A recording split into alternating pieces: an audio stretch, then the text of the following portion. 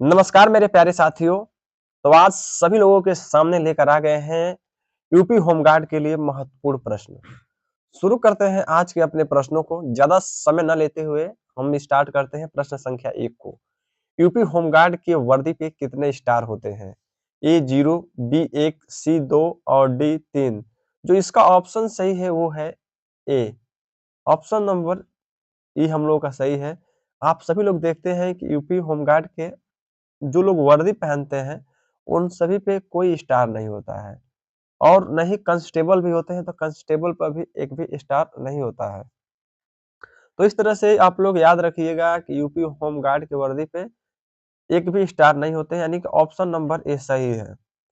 प्रश्न संख्या दूसरा, भारत का सबसे बड़ा राज्य क्षेत्रफल की दृष्टि से कौन सा है? ए उत्तर प्रदेश है, बी मध्य प्रदेश है, सी राजस्थान है, डी महाराष्ट्र है। इसका जो ऑप्शन सही है वो है सी राजस्थान है क्षेत्रफल की दृष्टि से। और आप लोगों को पूछे कि जनसंख्या की दृष्टि से, तो याद रखिएगा कि भारत में जनसंख्या की दृष्टि से सबसे बड़ा राज्य जो है उत्तर प्रदेश है और क्षेत्रफल की दृष्टि से राजस्थान है। प्रश्न संख्या 3 है, उत्तर प्रदेश पुलिस का मुख्यालय कहाँ स्थित है? ए प्रयागराज, बी लखनऊ, सी कानपुर और डी नोएडा। तो याद रखिएगा आप लोग की बी है उत्तर प्रदेश पुलिस का मुख्यालय जो है लखनऊ में पड़ता है। प्रश्न संख्या 4 है, किस विटामिन की कमी से स्कर्वी रोग होता है? ए है विटामिन ए की कमी से, बी है विटामिन बी की कमी से और सी है विटामिन सी की कमी से और डी है विटामिन डी की कमी से। तो आप सभी लोगों को याद रहना चाहिए कि जो विटामिन सी की कमी से स्कर्वी रोग होता है और स्कर्वी रोग हम लोगों के मसूड़े यानी दांतों के बीच में होता है।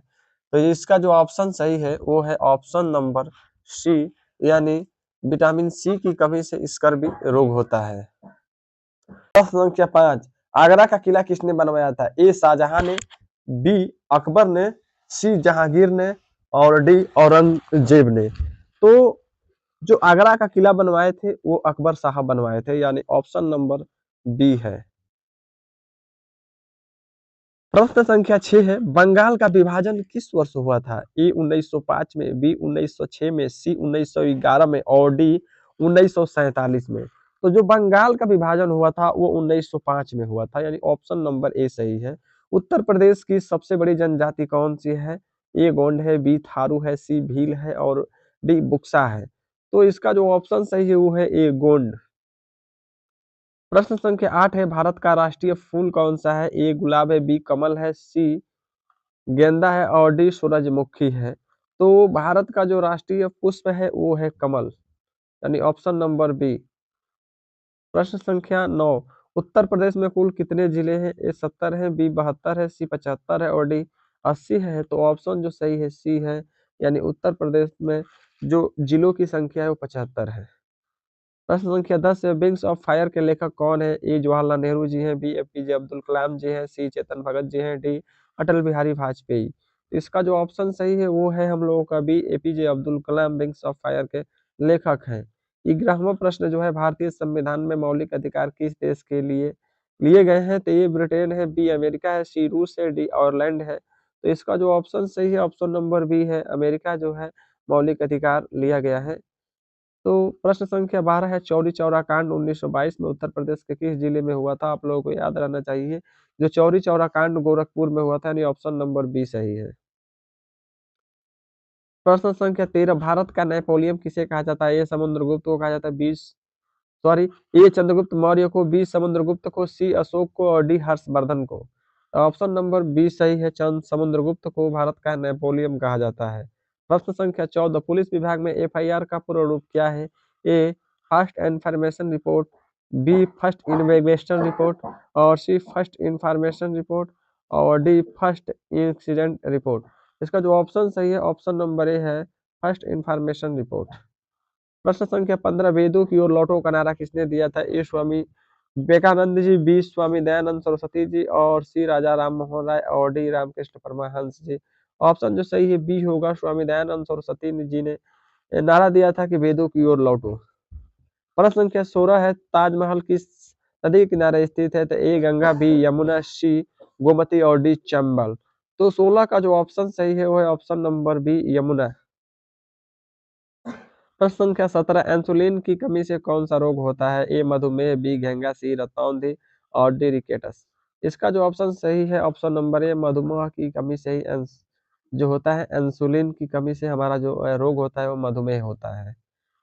प्रश्न संख्या 18 पृथ्वी के सबसे निकट कौन सा ग्रह है? ए मंगल, बी शुक्र और सी बुध और डी बृहस्पति। तो ऑप्शन नंबर सही है बी, यानी पृथ्वी के सबसे निकटवर्ती जो ग्रह है वो शुक्र है। प्रश्न संख्या 19 देखिए ये जो 29 लिखा गया है यहाँ पे 19 रहना चाहिए, तो आप लोग सभी लोग याद रखिएगा। प्रश्न संख्या ये जो 19 है, सूर्य के सबसे निकटवर्ती ग्रह कौन सा है? ए मंगल है, बी शुक्र है, सी बुध है और डी बृहस्पति है। तो ऑप्शन नंबर जो सही होगा सी बुध होगा, सूर्य के सबसे निकटवर्ती ग्रह है।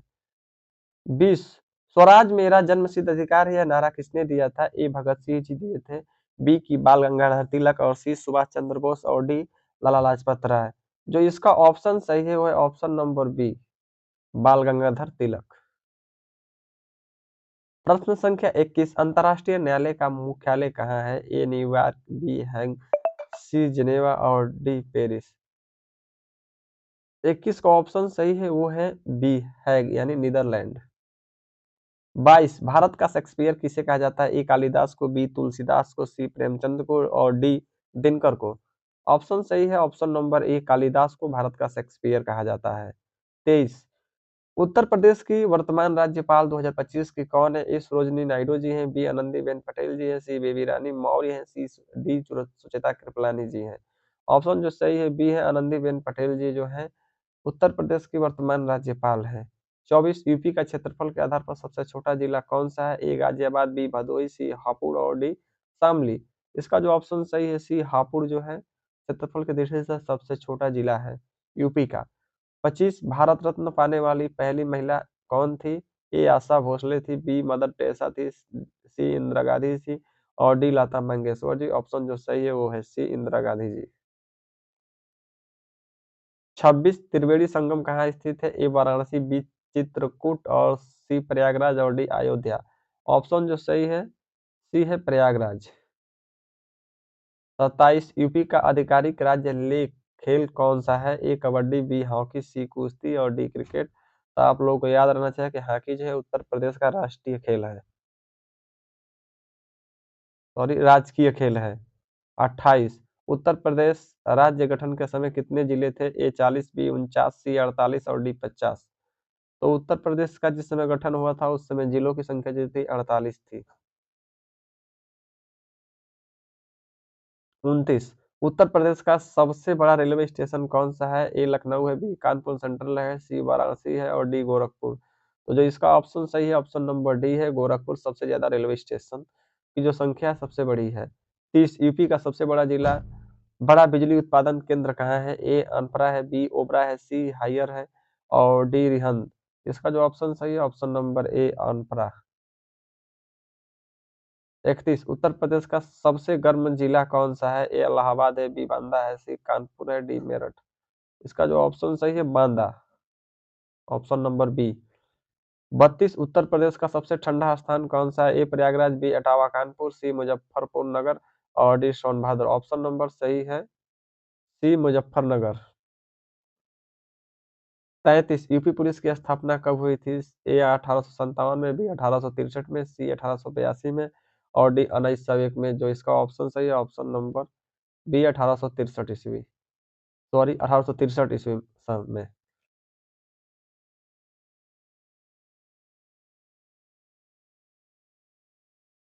प्रश्न संख्या 34 यूपी में सबसे अधिक जिलों वाला मंडल कौन सा है? ए कानपुर मंडल, बी लखनऊ मंडल, सी मेरठ मंडल और डी उपरोक्त में से तीनों। तो इसका जो ऑप्शन सही है वो है ऑप्शन नंबर डी उपरोक्त में से तीनों। 35 होम गार्ड की ट्रेनिंग कहाँ करवाई जाती है? ए जिला प्रशिक्षण केंद्र में, बी राजकीय स्तर अकादमी में, सी पुलिस लाइन में और डी सेना कैंप में। तो जो इसका ऑप्शन सही है ये है जिला प्रशिक्षण केंद्र में, यानी ऑप्शन नंबर ए सही है। 36 होम गार्ड का वेतन किसके द्वारा निर्धारित होता है? ए केंद्र सरकार, बी राज्य सरकार, सी एसपीएल में और डी कमांडेंट में। तो इसका जो ऑप्शन सही है ऑप्शन नंबर बी है राज्य सरकार द्वारा। 37 उत्तर प्रदेश की हाई कोर्ट कहाँ है? ए लखनऊ, बी वाराणसी, सी प्रयागराज, डी अयोध्या। तो इसका जो ऑप्शन सही है ये सी प्रयागराज में है और 38 जो है यूपी होमगार्ड का नियंत्रण किसके पास होता है? एएसपी का, बी डीजी होमगार्ड और सी आईजी और डी सीओ। तो इसका जो ऑप्शन है वो है बी डीजी होमगार्ड। 49 पानीपत का प्रथम युद्ध 1526 किसके बीच हुआ था? ए बाबर और रणसंगा के बीच, बी बाबर और इब्राहिम लोदी के बीच और सी अकबर और हेमू के बीच और डी हुमायूं और शेरशाह के बीच। तो ऑप्शन जो सही है वो है बी बाबर और इब्राहिम लोदी के बीच। 40 भारत में हरित क्रांति का श्रेय किसे जाता है? ए वर्जी वर्गीज कुरियन को, बी एम एस स्वामीनाथन को और सी होमी भाभा को और डी सी वी रमन को। इसका जो ऑप्शन सही है ये है बी एम एस स्वामीनाथन को।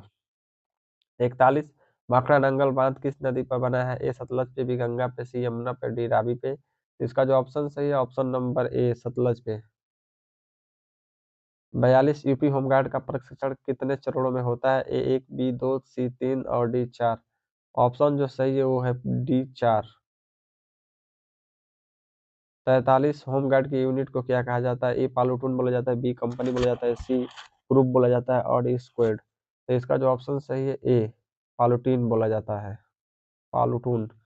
44 उत्तर प्रदेश का उत्तर प्रदेश का राज्य वृक्ष कौन सा है? ए पीपल है, बी नीम है, सी अशोक है और डी सागवान। तो इसका जो ऑप्शन सही है वो है सी अशोक। 45 उत्तर प्रदेश का राज्य फूल कौन सा है? ए प्लस, बी गुलाब, सी चमेली और डी सूरजमुखी। तो ऑप्शन सही है ए प्लस को उत्तर प्रदेश का राज्य फूल बोला जाता है। 46 विश्व जनसंख्या दिवस कब मनाया जाता है? 11 जुलाई, बी 5 जून, सी 1 दिसंबर, डी 8 मार्च। ऑप्शन नंबर ए सही है, 11 जुलाई को विश्व जनसंख्या दिवस मनाया जाता है। 47 यूपी में लोकसभा की सीटें की संख्या कितनी है? ए 60, बी 70, सी 80, डी 75। ऑप्शन जो सही है वो है सी 80 है।